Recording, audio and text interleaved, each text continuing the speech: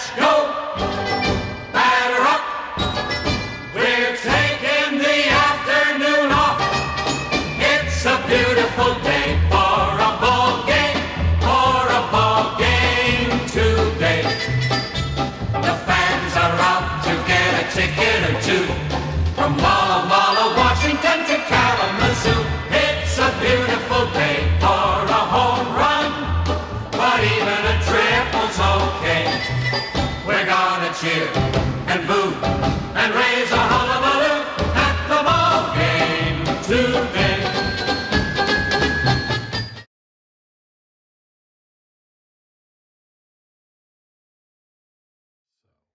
That's my Willie Mays card. Okay, so with that, and I'm going to use this as the teaser to my next video. I am at 8 cards left for 1961. And you guys have been watching my 1961 videos for several weeks now. This one is going to be the last one for a little while. And you guys are going, what happened? I'm going to give you a teaser for my next video. It's just sometimes you end up finding other cards that end up killing your budget for the big card show coming up in Orange County in a few weeks. So I am laying off on the 1961 cards for about 5 weeks.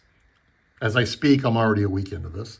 So you're going to have to stick around and wait to see what I do with 1961, but you're going to have to stick around next week to show you some cards that I really want to show off to you guys, just because... Hey, everybody, it's me, Rick Acosta, the Dodger Card Collector, coming to you with another video.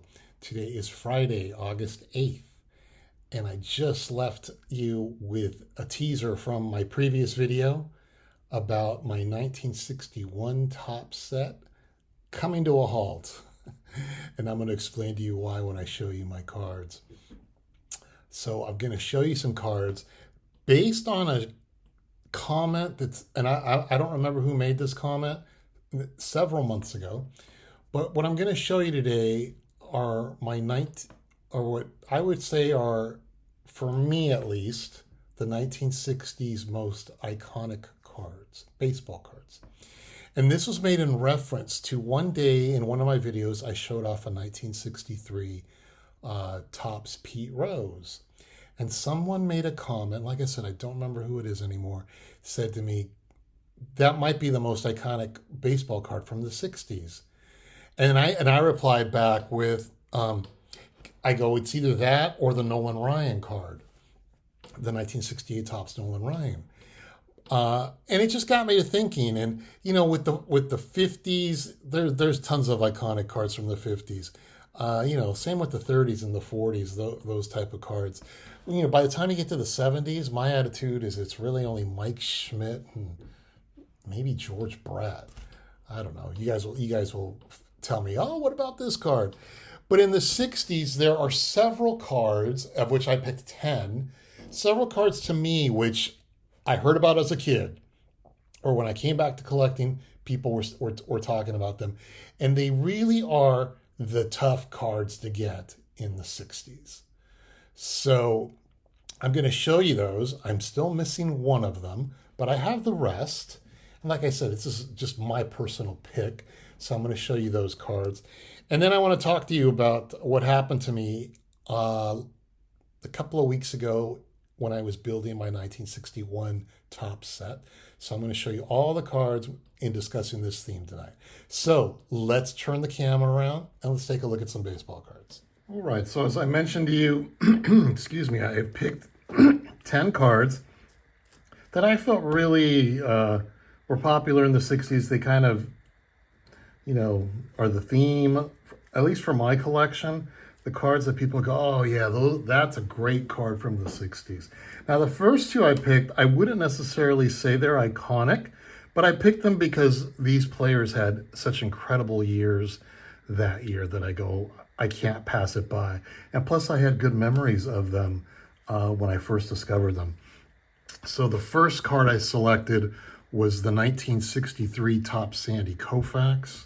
Koufax would win the Cy Young Award and the MVP that year. And for the 60s, I would say this is his best card. I remember the first time I saw it, it was part of the 1975 Topps MVP subset that I talk about so much, because that subset from 1975 was really my introduction to old cards, looking at photos of old cards. I got to see cards from the 50s and the 60s and the early 70s, and I saw this Koufax for 1963 next to the Mickey Mantle card, and loved it. And I've told the story a million times how I bought this card. I won't repeat myself, but I will tell you that it was the best $99 I ever spent on a card. So that is my 1963 Topps Sandy Koufax. Now, speaking of Mickey Mantle, I think I showed you this card a few months ago. My favorite card from Mickey Mantle in the 60s is the 1961 Topps Mickey Mantle. And I bought that a few months ago, as I said. And for me, yes, I get Roger Maris gets all the accolades, and he definitely deserves it. Mickey Mantle had an incredible year, arguably the face of the hobby. 54 home runs that year. The Yankees had probably one of the greatest, if not the greatest year that any team ever had. And I just feel like this Mantle card is the leader of the group. It is definitely like the card of his. I would say that in 1960. If I owned the 1960 card, maybe I would have shown that card off. But I don't, so I'm going to show you this 1961 card to represent some of my favorite cards from the 1960s. All right, so now I think we will go into kind of like an iconic status. And I think, let me look at the piles. Yeah, I think these are all rookie cards. So you're going to start noticing a theme. The first one, Reggie Jackson, Mr. October. I've been talking about Reggie Jackson a lot the last few weeks. Great card from the 1969 set, which is ironically the last set that would feature a Mickey Mantle card. So I've always kind of viewed the 1969 set as a passing of the guard from the golden age of cardboard to like the swinging 70s, and where, then we get into the 80s, and Reggie Jackson was the leader of all this. And it's a great card. I think all I remember about this story was I remember somebody put up a Reggie Jackson card on eBay, this card, and the opening bid was $45. So I bid $45. And 10 minutes later, all of a sudden I got a message from eBay saying, on my phone, saying, "You got it." And I go, "You got it?" I go, "This thing was just listed 6 days ago, or was just listed. It still had 6 days left." Then about 5 minutes later, I got a message, and it was the seller. And he's saying, "I'm going to let you have the card for that price just because I guess somebody on eBay he had already sold the card on eBay. The guy never paid. So the seller was angry and he needed money. He put it up. He saw my bid and immediately just gave me the card for that amount of money." One of the craziest auctions I've ever won. But that is my 1969 Topps Reggie Jackson. Okay, another rookie card. The big one, one of the big ones from the 60s, Willie McCovey. That, I don't know what the price is on this one anymore, because I haven't looked it up in a long time, but I would say this is one of the higher priced cards of the 60s, or one of the most iconic, Hall of Fame player, great set. And that's the reason I chose this Willie McCovey card. Now, speaking of 1960, if you're going to show off a Willie McCovey, you're going to have to show a Carl Yastrzemski. So that is my other iconic card from the 60s, and that is the Carl Yastrzemski card. It's been so long that I've had some of these cards that I can't even give you the story of how I won it or how much I won it for. All I can tell you is I got them for a great price back then, and they're worth more now if we're looking at money. But it's a card that I notice people are always looking for when I'm watching YouTube or I'm at a card show. Everyone's looking for a Yastrzemski rookie, a McCovey rookie, a Reggie Jackson rookie. So it's nice. It's nice to have some of these cards. I can say that in the 60s. I can't say that for the 50s and earlier, because there are frankly some rookie cards I'm never going to own from those eras. But this one is a good one to have, and that's to Carl Yastrzemski. Another rookie card from 1963, Willie Stargell. The reason I picked this card is this card was expensive.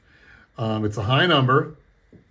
They're out there, so it's not like they're rare. None of these cards are rare, you guys. It's just kind of trying to find the card at a good price. And I think I paid in the low, I might have paid $200 for this. And it's arguably one of the more popular cards from the 60s. And one that I want to own. And like I mentioned, when you talk about the 60s, you talk about some of these players, or the 70s, you talk about some of these players. And Pops was very popular. And even just recently, I heard the Dave Parker induction ceremony, and Dave Parker's son even brought up Willie Stargell in Dave Parker's induction speech. That's how much this man meant to Dave Parker. So that is my 1963 Topps Willie Stargell. Okay, here's a card as a kid I never thought I would own. And that is the 1968 Topps Johnny Bench. Now, I chose the rookie card, even though the 1969 card is, for me at least, is a nicer looking card. But I chose this card just because I remember as a child, it was an expensive card. I remember 10 years ago, it was an expensive card. I don't view it as expensive now. That's probably because I'm more seasoned of a collector. But still, it's a nice card to have in your collection. Johnny Bench is arguably the greatest catcher, whether it's, you're bringing up Yogi Berra or Roy Campanella, Johnny Bench's name's in there. So it's a great card to have from a very nice set that I wanted to build as a kid, and I didn't finish it, but I do have it now, and that includes the Johnny Bench card. If I'm going to show a Johnny Bench, you know what's coming next. And that's going to be Nolan Ryan, along with Jerry Koosman. And here's where the discussion originally started when I showed off my Pete Rose card. Somebody said, what's more iconic, the Ryan or the Rose? I don't know. All I can tell you is they're both great cards. They're both iconic cards. They're great cards to have in your collection. And I'm really happy that I have mine. It cost me a lot of money, I'm not going to lie. I had it as a kid. I practically gave the car away as a kid or as a young adult. And it took me a lot to get it back, but I'm glad it's in my collection. And that is the 1968 Topps Mets Rookies featuring Jerry Koosman and Nolan Ryan. All right, and then again, is this going to be the iconic card? The 1963 Topps Pete Rose. I'm going to give it its due and not mention the other guys' names that are on the card. I think I paid $400 for this card. I remember talking to my brother, and he goes, "Just go for it." And I ended up winning, and this card is now quadrupled at least value-wise. But between this and the Ryan, I'll just say it's one of the cards you have to have in the 1960s, and that is the 1963 Topps Pete Rose. Now, I'm going to kind of change the theme here a little and talk about something that happened regarding my 1961 Topps set. At the beginning of the video, you notice that I said my 1961 Topps set has come to a halt at 8 cards. And the reason was I have been working, I would say, pretty strong on finishing the 1961 Topps set. I've been building it for less than 4 months, if you don't count the 1961 Topps high numbers that took me forever to build. And like I said, every week it just seemed like I was pounding cards out. And frankly, I was getting good deals, but still, it adds up and you start spending a lot of money. Well, one day this card showed up. It wasn't from 1961. And I put a bid of low 300s, like 300, I think it was like 350 on a card. And I said, I'm not going to win that. And I bid several days before the bidding ended. And then all of a sudden one day, like on a Sunday afternoon or Sunday morning, all of a sudden I remember thinking, gosh, I still haven't been outbid for that one card.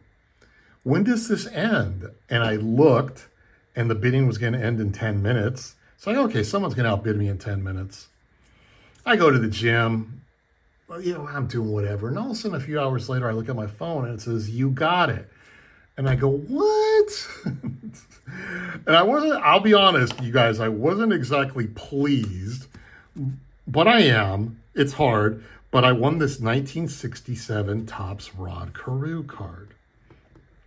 And I went, "Whoa, I won." And I remember I texted a couple of buddies and I said to both of them, I wasn't planning on winning this. And I was like, frankly, first world problems here, but I really didn't, I just didn't feel like spending that type of money right now, even though I got it at an incredible price. I'm over it now, but I remember, I was really happy that this card as a kid, along with the Tom Seaver card, which is the one card I'm not going to show you because I do not own it. So that is the one card I'm still, maybe one day will buy. Frankly, that's a really expensive card, you guys. But I did get the Carew. And it's a card that we discussed as children, even in my early adulthood. The 67, for some reason, in my childhood, the 1967 set was discussed a lot.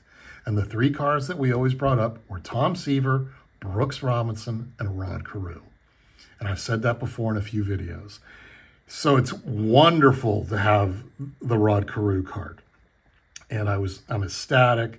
And, my wallet took a hit, and I was just kind of like, all right, suck it up, just chill out for a week or two, cool on buying cards.